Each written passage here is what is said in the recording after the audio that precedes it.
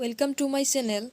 আজি মই এইখন ভিডিঅ'ত ক্লাছ 10ৰ সমাহৰ প্ৰিভিয়াছ ইয়াৰ কুৱেশ্যন আনসাৰৰ বিষয়ে আলোচনা কৰিম। যদি মোৰ ভিডিঅ'টো ভাল লাগে তেতিয়াহ'লে লাইক কৰিবা, শ্বেয়াৰ কৰিবা আৰু সাবস্ক্ৰাইব কৰিবলৈ নাপাহৰিবা। কুৱেশ্যন 1টো চাই লোৱা। কুৱেশ্যন 1ত দিয়া আছে সমাহ কাক বোলে উদাহৰণ দি বুজাই লিখা। আনসাৰটো চোৱা। পৰস্পৰ অৰ্থৰ সংগতি থকা দুই বা ততোধিক পদ লগ লাগি এক পদ হোৱাকে সমাহ বোলে। তাৰ মানে দুইৰ পৰা ৩-৪টা মান শব্দ লগ হৈ এটা নতুন শব্দৰ যদি সৃষ্টি হয় তেতিয়াহ'লে তাক আমি কি বুলি ক'ম? সমাহ বুলি ক'ম। উদাহৰণটো চাই লোৱা। ২ মাহৰ সমাহাৰ দুমাহী। ইয়াত ২ মাহৰ সমাহাৰ ৩টা শব্দ লগ হৈ এটা নতুন শব্দ দুমাহীৰ সৃষ্টি হৈছে। গতিকে দুমাহীটোৱে হ'ল সমাহ পদ। কুৱেশ্যন 2ত চোৱা। বিয়া বাক্যৰ সৈতে সমাহৰ নাম লিখা। দুমাহী আৰু চক্ৰপাণী দিয়া আছে, যি দুটা 2010 চনত আহিছিলে। আৰু প্ৰথম কুৱেশ্যনটো আহিছিলে 2007 চনত, 9 চনত আৰু 2012 চনত। আৰু দ্বিতীয় নম্বৰ কুৱেশ্যনৰ যিটো দুমাহী আৰু চক্ৰপাণী এইটো আহিছিলে 2010 চনত। এতিয়া দুমাহীটো হ'ল কি? ২ মাহৰ সমাহাৰ, যিটো দ্বিগু সমাহ। চক্ৰপাণী, ইয়াক আমি লিখিব পাৰিম চক্ৰ আছে পানীত যাৰ, এইটো বহুব্ৰীহি সমাহৰ উদাহৰণ। নেক্সট কুৱেশ্যনটো চোৱা। দুমাহী, পীতাম্বৰ, মাতৃভক্তি, আমৰণ। ইয়াত দুমাহীক আমি লিখিব পাৰিম ২ মাহৰ সমাহাৰ হিচাপে, যিটো দ্বিগু সমাহৰ উদাহৰণ। নেক্সট পীতাম্বৰ, ইয়াক আমি লিখিব পাৰিম পীত অম্বৰ পিন্ধে যি, এইটো বহুব্ৰীহি সমাহৰ উদাহৰণ। নেক্সট মাতৃভক্তি, ইয়াক আমি লিখিব পাৰিম মাতৃক ভক্তি হিচাপে, যিটো তৎপুৰুষ সমাসৰ উদাহৰণ। নেক্সট আমৰণ, ইয়াক আমি লিখিব পাৰিম মৰণ পৰ্যন্ত, আৰু এইটো অব্যয়ভাৱী সমাসৰ উদাহৰণ। নেক্সট কুৱেশ্যনটো চোৱা। গ নম্বৰ। ৰাম, ৰাৱণ, পীতাম্বৰ, হাত দীঘল আৰু জলচৰ। এইকেইটা আহিছিলে 2013 চনত। ৰাম ৰাৱণক আমি ৰাম আৰু ৰাৱণ এনেদৰে লিখিব পাৰিম। এই যিটো সমাহ এইটো দ্বন্দ্ব সমাহৰ উদাহৰণ। হাত দীঘল যাৰ সি, এইটো হ'ল বহুব্ৰীহি সমাহৰ উদাহৰণ। জলচৰ, ইয়াক আমি লিখিব পাৰিম জলত চৰে যি, এইটো বহুব্ৰীহি সমাহৰ উদাহৰণ। নেক্সট কুৱেশ্যনটো চাই লোৱা। ঘ নম্বৰ।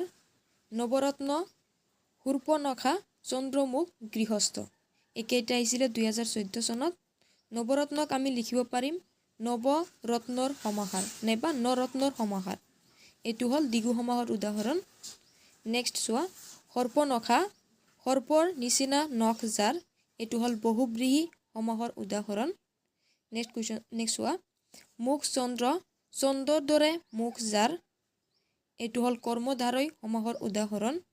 গৃহস্থ, ইয়াক আমি লিখিব পাৰিম গৃহত থাকে যি, এইটো হ'ল সপ্তমী তৎপুৰুষৰ উদাহৰণ।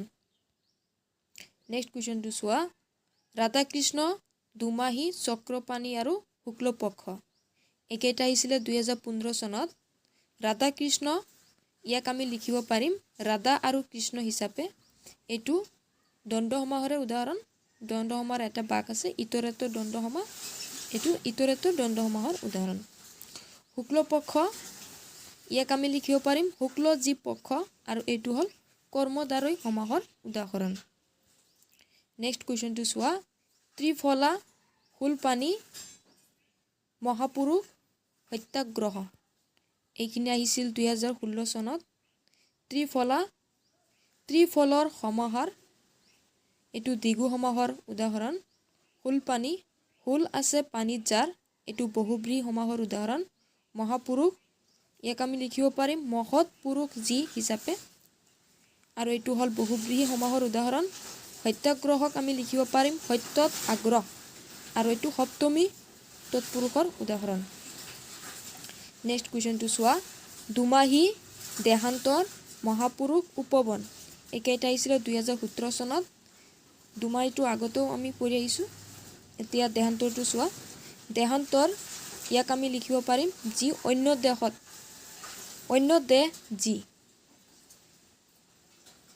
ইয়াক এইটো কৰ্মদ্বাৰয় সমাসৰ উদাহৰণ উপবনক আমি লিখিব পাৰিম বনৰ সমীপ আৰু এইটো অব্যয়ভাৱৰ সমাসৰ উদাহৰণ নেক্সট কুৱেশ্যনটো চোৱা ত্ৰিফলা উৰাজাহাজ মাটি কঁঠাল মৌচাক যিকেইটা আহিছিলে 2018 চনত ত্ৰিফলাটো আগতে পঢ়ি আহিছোঁ নেক্সট উৰাজাহাজটো চোৱা উৰাজাহাজক আমি উৰা যি জাহাজ এনেদৰে লিখিব পাৰিম আৰু এইটো কৰ্মদ্বাৰয় সমাসৰ উদাহৰণ মাটি কঁঠাল মাটি আৰু কঁঠাল আৰু এইটো দ্বন্দ্বসমাৰ উদাহৰণ আৰু দ্বন্দ্বসমাৰ এটা বাক হ'ল ইতৰত্বৰ দ্বন্দ্বসমা মৌচাকক আমি লিখিব পাৰিম মোৰ চাক আৰু যিটো ষষ্ঠী তৎপুৰুষৰ উদাহৰণ নেক্সট কুৱেশ্যনটো চোৱা পঞ্চাংগুলি যুগভ্ৰষ্ট শতাব্দী এইটো 2019 চনত আহিছিলে পঞ্চাংগুলিক আমি লিখিব পাৰিম পাঁচটা আঙ্গুলিৰ সমাহাৰ আৰু এইটো দ্বিগু সমাসৰ উদাহৰণ যুগভ্ৰষ্টক আমি লিখিব পাৰিম যুগৰ পৰা ভ্ৰষ্ট আৰু এইটো পঞ্চমী তৎপুৰুষৰ উদাহৰণ শতাব্দীক আমি লিখিব পাৰিম শত অব্দৰ সমাহাৰ যিটো দ্বিগু সমাসৰ উদাহৰণ নেক্সট কুৱেশ্যনটো চোৱা পঞ্চাংগুলি আৰু সাহিত্য শাসন পঞ্চাংগুলিটো হৈ গ'ল সাহিত্যটো চোৱা সাহিত্য শাসনক আমি লিখিব পাৰিম সাহিত্য যি শাসন আৰু এইটো কৰ্মদ্বাৰয় সমাসৰ উদাহৰণ নেক্সট চোৱা গুৰু শিষ্য পঞ্চনত খেতি পথাৰ গুৰু শিষ্যক আমি লিখিব পাৰিম গুৰু আৰু শিষ্য হিচাপে যিটো ইতৰেতৰ দ্বন্দ্ব সমাসৰ উদাহৰণ পঞ্চনদক আমি লিখিব পাৰিম পঞ্চনদৰ সমাহাৰ যিটো দ্বিগু সমাসৰ উদাহৰণ খেতি পথাৰক আমি লিখিব পাৰিম খেতি আৰু পথাৰ যিটো ইতৰেতৰ দ্বন্দ্ব সমাসৰ উদাহৰণ নেক্সট কুৱেশ্যনটো চোৱা কুলাকণীয়া ত্ৰিজগত আৰু দম্পতী এইখিনি আহিছিলে 2023 চনত কুলাকণীয়া ইয়াক আমি লিখিব পাৰিম কুলাৰ দৰে কাঞ্জাৰ যিটো বহুব্ৰী সমাসৰ উদাহৰণ দম্পতী ইয়াক আমি লিখিব পাৰিম জায়া আৰু পতি হিচাপে যিটো দ্বন্দ্ব সমাসৰ উদাহৰণ নেক্সট কুৱেশ্যনটো চোৱা পঞ্চানত কীট পতংগ বনভোজ পঞ্চানতটো হৈ গ'ল আৰু এতিয়া চোৱা কীট পতংগ আমি লিখিব পাৰিম কীট আৰু পতংগ হিচাপে যিটো দ্বন্দ্ব সমাসৰ উদাহৰণ বনভোজক আমি লিখিব পাৰিম বনত যি ভোজ হয় আৰু এইটো কৰ্মদ্বাৰয় সমাসৰ উদাহৰণ নেক্সট কুৱেশ্যনটো চাই লোৱা যিখিনি 2025 চনত আহিছে ৰাম লক্ষ্মণ নৱৰত্ন হাঁহিমুখ ৰাম লক্ষ্মণক আমি লিখিব পাৰিম ৰাম আৰু লক্ষ্মণ হিচাপে যিটো দ্বন্দ্ব সমাসৰ উদাহৰণ নৱৰত্নক আমি লিখিব পাৰিম নৱৰত্নৰ সমাহাৰ যিটো আগতেও আহিছে বা নৰত্নৰ সমাহাৰ যিটো দ্বিগু সমাসৰ উদাহৰণ হাঁহিমুখক আমি লিখিব পাৰিম হাঁহিৰ মুখ হিচাপে যিটো ষষ্ঠী তৎপুৰুষৰ উদাহৰণ আজিৰ ভিডিঅ'টো এইখিনিয়ে যদি মোৰ ভিডিঅ'টো ভাল লাগিছে তেতিয়াহ'লে লাইক কৰিবা শ্বেয়াৰ কৰিবা আৰু ছাবস্ক্ৰাইব কৰিবলৈ নাপাহৰিবা আৰু এনেধৰণৰ ভিডিঅ' পাবলৈ কমেণ্ট কৰিবা থেংক ইউ